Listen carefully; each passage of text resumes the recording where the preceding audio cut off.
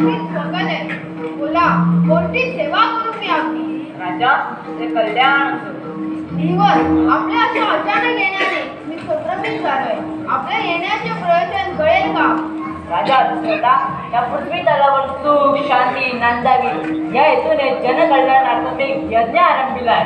पण दुष्ट राक्षस मारीत आणि सुभावच्या यज्ञाला वारंवार भिन्नीने माझा यज्ञ संकल्प तडीस नेऊन येत नाही. मुनिवर, माझ्यासाठी काय आज्ञा आहे? प्राण गेला तर वचन नाही जाणार. रघुकुळाची रीत आहे. या यज्ञाला संरक्षण मिळावे. समजलो. ऋषीवर आपण निर्दास राहा. त्या दुष्ट मायावी राक्षसांचा निस्वार करण्यासाठी माझ्या सैन्यांसह मी जातीने आपण बरोबर येऊन त्या यज्ञाचे रक्षण करतो.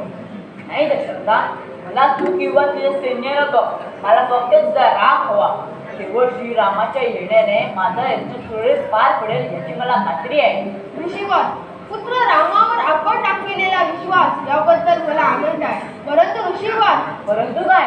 माझ्यावर विश्वास असेल तर मी आताच चाललो. मला कोणाची मदतीची गरज नाही. तसं नाही.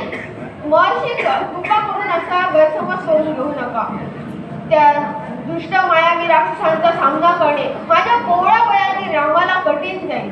राजन, मी माझ्या मताशी ठाम आहे. फक्त तुझा निर्णय का? ऋषीवर, माझ्या रामाला म्हणावं तेवढं युद्धतंत्राचा अनुभवही नाही. त्याचा दिलेला शब्द असतो. प्राण जाईल पण वचन नाही जाणार असेच ना. दिलेला शब्द पाळणे लघुपणाची रीत आहे. माझे स्वागत करताना मी काय शब्द उचलले याची आठवण ठेव. माझे म्हणणे तुला मान्य असेल तर मी आताच चाललो. मात्र एक ध्यानात ठेव. ऋषीवर, असे नष्ट होऊ नका. केवळ पुत्र प्रेमाने मी त्याचे वय व अनुभव लक्षात घेऊन तसं बोललो.